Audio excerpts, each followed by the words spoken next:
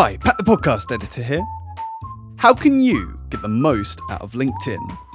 Today, Dan and Lloyd are talking about your profile and the way that you can optimize it to connect with the people you want to meet.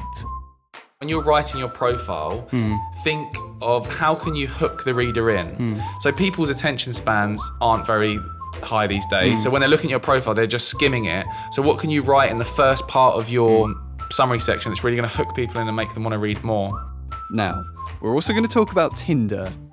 Now, we're not saying you should be on LinkedIn sliding into DMs left and right, but there's a lot you can do to create a better profile for potential clients. You just need to know what you're doing first. Have you ever used Tinder? Well, You actually haven't because you're... no, I am not at liberty to say. No, I actually played Tinder on someone else's profile is that a couple of the weeks ago. reason but you're giving? That was my first time of actually seeing the platform, Yeah. Sarah. And it was for someone else. So, Now, to any normal person, LinkedIn and Tinder might seem like chalk and cheese, but there's some similarities. It's all about attracting attention and connecting with people you want to spend your valuable time with. When you're setting up your Tinder, which you've never done, Lloyd, you obviously want to put your best foot forward, your nice pictures, describe yourself in a nice way, that kind of thing. I'd be terrible at that. You would be terrible at that. So you need to do the same to your LinkedIn profile. So things like having a decent quality profile photo. So, I don't know if you've seen some profile photos on LinkedIn of people like miles away from the camera with a blurry... Yeah. But just having a good quality profile photo. Also your header image. So, how can you get the most out of your LinkedIn? Stay tuned and find out. Right, let's dive in. It's time for episode 54 of the Business Anchors podcast. We're just a couple of business anchors. Welcome to the Business Anchors podcast. This jingle is slightly too long. This jingle is slightly too long. Isn't LinkedIn just somewhere you upload your CV and look for jobs, Den? If it was 2003 or 2004, you'd be right. But now we're in 2021. It's a really effective social platform. And we've made hundreds of thousands of pounds worth of business from LinkedIn. And I think it's important that we talk about it because I think it's such a powerful platform, especially for B2B businesses to drive revenue. And I want to share that goodness with everyone. Well, if LinkedIn's why good? Why good? If LinkedIn's so good, why don't you marry it? I'm already engaged. Okay. Jokes don't work when you can't get your words out, especially when they're not good in the first place. Are you on LinkedIn, Lloyd? I am, actually. Do you want to connect? Are we connected? Well, I assume we are. Yeah. Yeah, I'm on LinkedIn. I think it's really interesting, the kind of the journey that LinkedIn platform's been on. It was very much like back in the day where like Facebook and Instagram were cool. Yeah. Now Facebook's not so cool, and seen as like the main social platforms. And LinkedIn was always like, oh yeah, that one that old white men go on. Yeah. In suits. And I think there's been a transformation from LinkedIn being a place where traditional businessmen and women went to share things no one cared about. To now there's some really interesting content on LinkedIn, a lot of people consuming that content, a lot of interesting conversations, and a lot more going on the platform than previously. I think LinkedIn's basically looked at like Facebook, Instagram, and looked at what they were doing and then copied a load of their features. Like when they brought out video, they didn't used to have, you used to only be able to upload image-based posts and text-based posts, and they brought out video. More recently, they've got stories on there now. I think every platform out there's got stories on them, but I think there's been a switch of like, and I suppose there's been a big switch in business in general as well, because of the pandemic and for other reasons of just like, we don't have to do business in the traditional way it's always been done. So like LinkedIn doesn't have to be purposely shitter than the rest of the platforms because those things aren't businessy. Yeah. Like it can just be the same and up to date with the rest of the world and the rest of life. And you get people saying, oh, LinkedIn's not Facebook, but I think people are going to the platform a lot more now to consume content that isn't just business focused, that is, more entertaining and fun. And we produce loads of sketches on there. And But yeah, I still think especially if you run a B2B business, or if you just want to build your profile and climb the career ladder. I was going to say, bit of personal brand. Personal brand, yeah. Episode 2 ago, we talked about that. Yep. I think LinkedIn's the most powerful platform to do it. So why are we talking about LinkedIn? Why do we have a whole Business Anchors episode for this platform? I think that most people still don't understand the platform. So most people still think it's a place where you upload your CV or you use it for recruitment. And we've used LinkedIn for recruitment. We've hired lots of great people from there. Yeah. But the main value that we've got from it is building relationships with key decision makers that we've then turned into clients.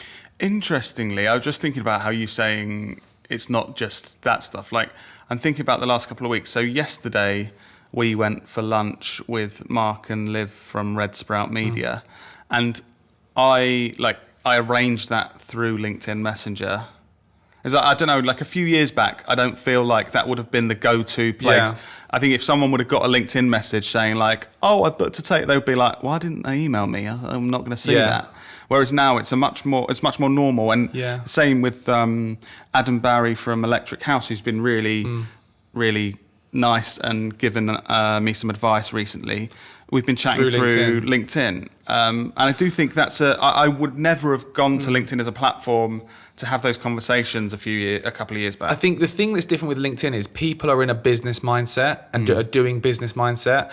You know, when you're on Facebook or Instagram or TikTok, you're kind of just like there, like, oh, let's watch some funny videos. But on LinkedIn, people go there to do business.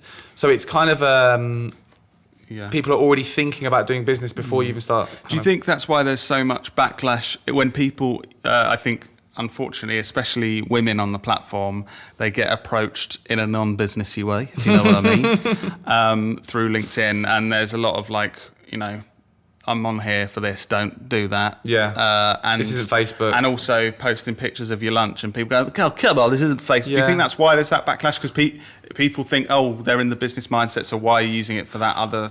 I think so, but I think that is a good thing. Like, not just uploading photos of your lunch. I think any kind of good quality, entertaining content, I think there's a place for it on LinkedIn. I don't think we should just...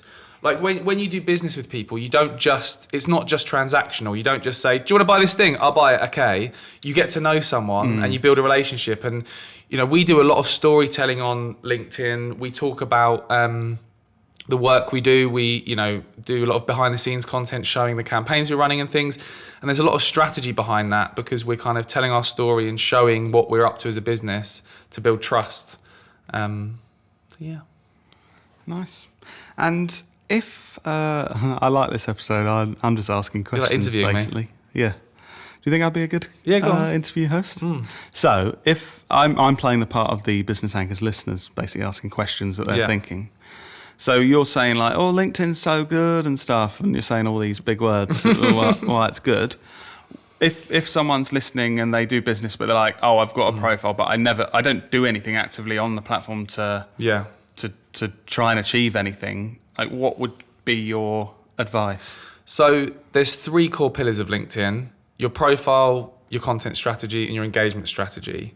So when it comes to your profile, it's really important to optimize it so that, one, you can be found when people are searching for things, people Makes like sense. you. Yeah. So you need to optimize it with the right keywords in your headline and in your bio and that kind of thing. But also you need to optimize it for conversion. So when someone lands on your LinkedIn profile, think of it like a Tinder profile. Have you ever used Tinder? You actually haven't because you're... No, I am not at liberty to say. No, I actually played Tinder on someone else's profile a couple of weeks ago. Reason you're giving? That was my first time of actually seeing the platform, Yeah. Sarah, and it was for someone else. So You're listening, Sarah. yeah. Does she listen to this? No. Oh, okay. She doesn't even understand what we do. No. So taking a step back. She recently sent me a message saying, "Oh my God, I've just seen that video you made. It looks like a proper ad." But she sometimes sees the clips on Facebook. So if you do see this, Sarah, love you. Yeah, Christelle's parents think that I make Facebook pages. Facebook pages. Yeah. Whatever that means. Yeah.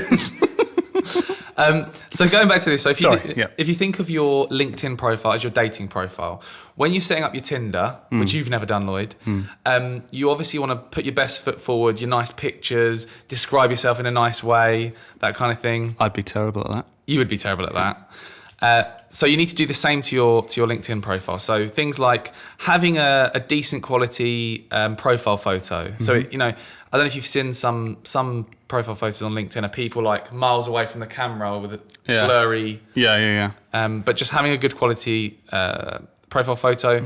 Also your header image. So thinking about how can you make the most of that header image? How can you communicate credibility? Something we do is on my profile is things like share a photo of me speaking on stage. So subtly it's sort of communicating. He knows what he's talking about. He's speaking in front of loads of people. Better than you. Yeah. That's what we're going for. Yeah, no, I know what you mean though. And also the way you describe yourself in your summary section. So, you know, what do you do? How do you help people? And telling a bit of a story.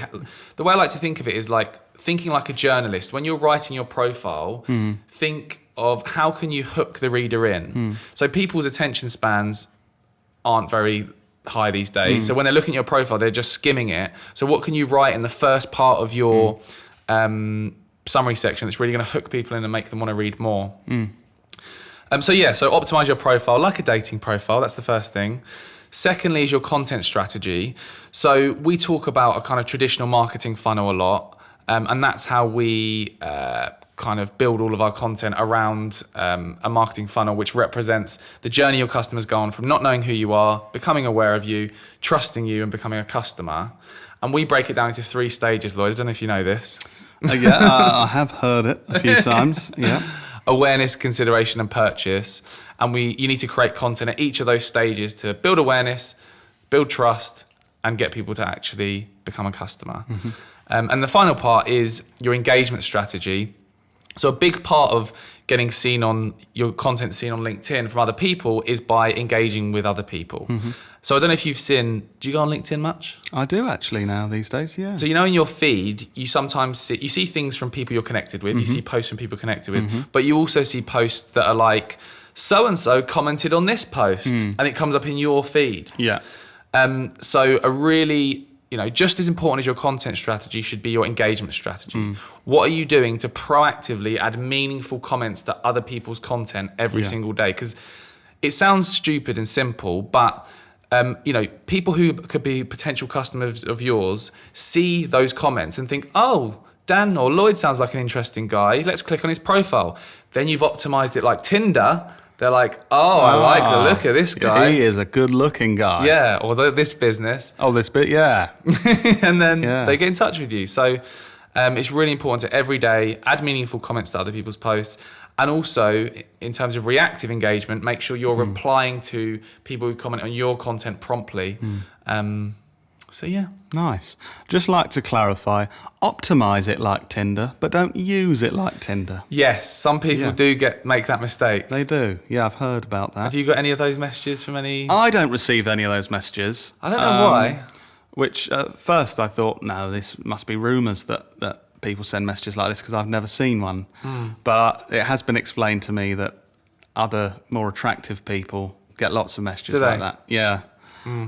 Which I don't understand.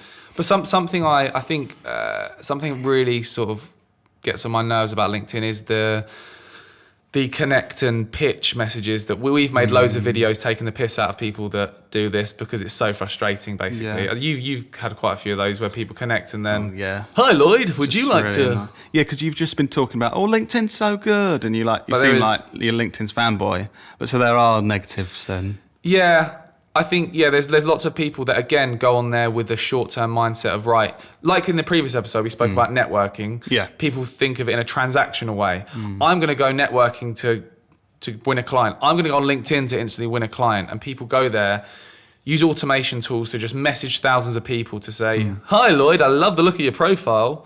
Do you want some aloe vera or whatever? So that can be frustrating. Yeah, I just don't get it. I just don't. Does that work? It Thing must is, work. Because they just send me messages every day offering me services that our own business provides. Oh, you look like you could do some creative social media content. Yeah. Like, oh, I don't think you've looked at what I do Yeah. or need. But yeah, I don't know. People still do it. There's still LinkedIn experts out there that kind of talk about Promote the this being a automation good. But yeah, it's just like spam calls. Yeah. Sales calls. We still get those. I guess if they find like a vulnerable old lady who doesn't quite understand it, they Yeah. might convert her as great winner. some window. Yeah. Cool. I'm going to do that then. But yeah, in terms of, is there anyone, I know you don't spend a huge amount of time on LinkedIn, but is there anyone's content that you've seen that you think's good, or do you not spend enough time on there to? A few of the guys from Electric House, so Lee Wilcox and Adam Barry and some of their team, really good and interesting and sometimes quite innovative with the sort of stuff they do. I really like the same thing with the Goat Agency, so Harry Hugo and Aaron Yeah, Shepherd their put vlog. out some good content and are usually ahead of the game with like LinkedIn content. Yeah, they'd be. What about you? I quite like Red Sprouts. I like Dan Knowlton's as well. Yeah, thanks, Lloyd. Yeah. I quite like Mark and Liv from Red Sprouts content. Yeah. Mark's good at doing kind of storytelling, and he I was going to say storytelling. yeah. He follows like a similar sort of Casey Neistat approach of talking about something like a point and then telling a story, and yeah, I like his content. Also, you probably haven't heard of Harry Dry. No, I haven't. Marketingexamples.com. Oh, cool. It's a really good website that shows case studies of brands. Like they talked about the Burger King FIFA game case study. Do you remember that? Yeah. But he shares some really interesting, a lot about copywriting as well, which is okay. really interesting. Nice. Yeah. Great. That's some good So I feel I should end the podcast just because I've never seen Dan sweat this much on the podcast set. I think he's Oh my overheating. God, it's so hot. So apologies, viewers, if Dan's extra shiny. I don't really know why he's overheating this much. Maybe because he had some beers watching the football last night. No. And he's not feeling 100%. Well, there's two massive hot lights pointing at me. When this goes, so that was just listeners. This is past Dan and Lloyd speaking to you. Last night we won the semi-final against Denmark. You'll already know if we're champions or if we're not. I'm going to predict we are champions and we won 2-0 in the final. What are you predicting, Dan? 1-0 To England. Oh, right. So if we're right, send us messages saying, "Oh, you're so good at predicting football." Dan's glaring at me because I'm talking about football, not business. Okay, See you bye next week. everyone. Dan's too hot.